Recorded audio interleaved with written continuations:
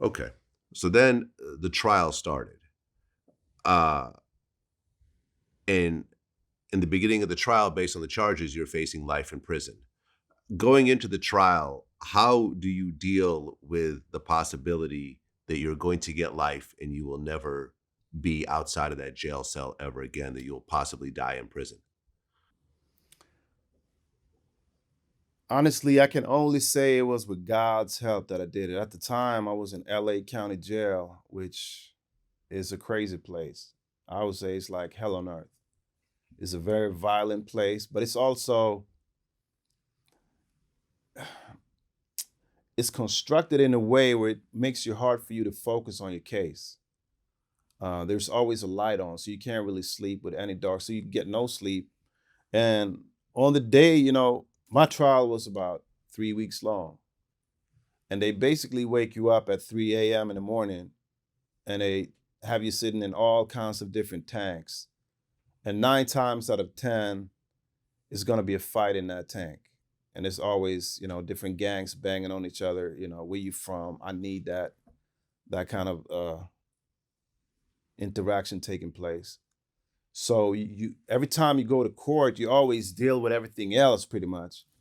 Uh, the deputies, extremely abusive. Um, so it's a different stress factor. So it's really hard to focus on your case. And by the time you reach the courtroom, it feels like you already went through a war zone, and you haven't had any sleep. And by the time they bring you back, you come back to the county around 4 or 5, but they keep you in that tank until like 11 at night. So by the time you get back to your cell, you usually fall asleep around 12, but then they wake you up again at 3. So you only get 3 hours of sleep. And doing that for 3 weeks going into trial, it's kind of stressful. Uh, with no sleep, it's hard to think. Everything moves along in a rapid language that's also made for lawyers.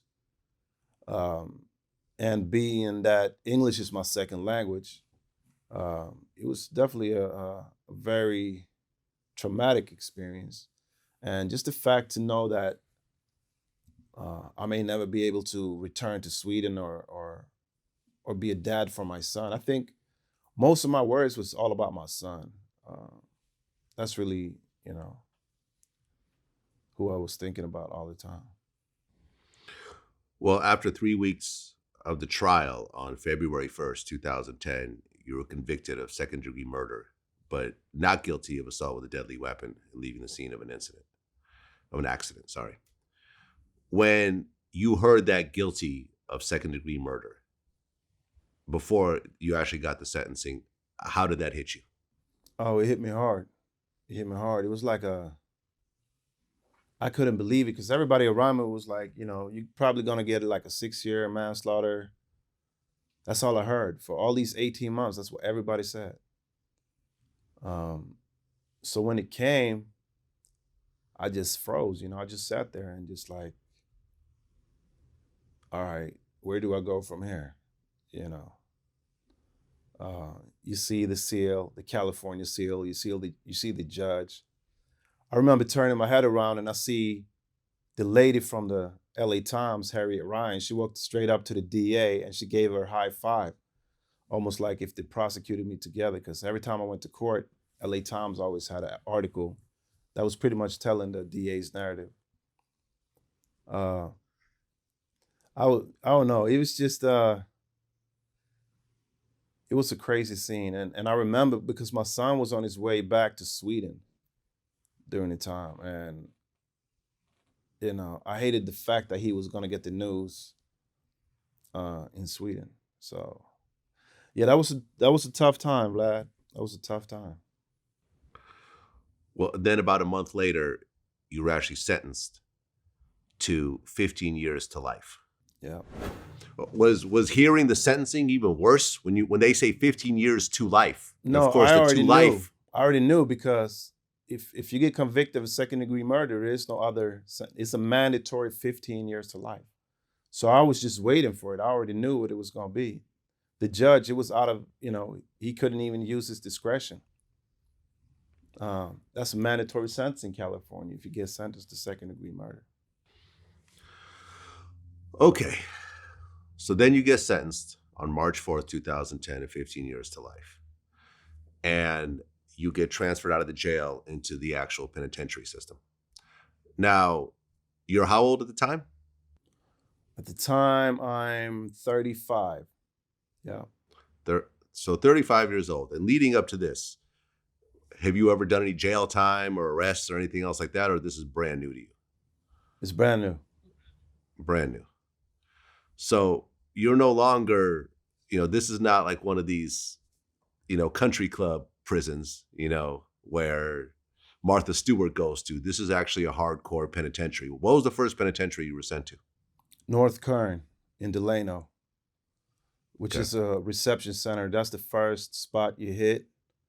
You get evaluated. You have zero phone, very little yard time. You have really no utilities or nothing. It's just a dark cell. Lots of fights. Pretty rough. Okay. And here you are, you're not gang affiliated, you're from Sweden, so you don't really know, you're not from a particular neighborhood or area that you can click up with. You're really thrown in with the wolves at this point. Yeah. How hard was it to really navigate through the gang politics and everything else like that? I picked up pretty easy. And I think part of the reason a lot of cats knew who I was just from the LA Times articles. So even from in LA Times, one day I remember waking up one day and I had like 6 guys outside of my cell with the LA Times, Swedish rapper, and places I used to go in LA Times, even the deputies, always used to bring it up. So even when I hit North Kern, I remember there were a few cats that recognized me from LA Times, and everybody pretty much knew immediately that I was from Sweden. And word in prison travels so fast. So honestly, it was a lot of curiosity. A lot of people was like, "Oh, I didn't know they had black people in Sweden," or "You ever been to Africa? What's Africa like?" So, and the fact that I'm a rapper, so we used to have a lot of ciphers in prison too. Um, so I don't know.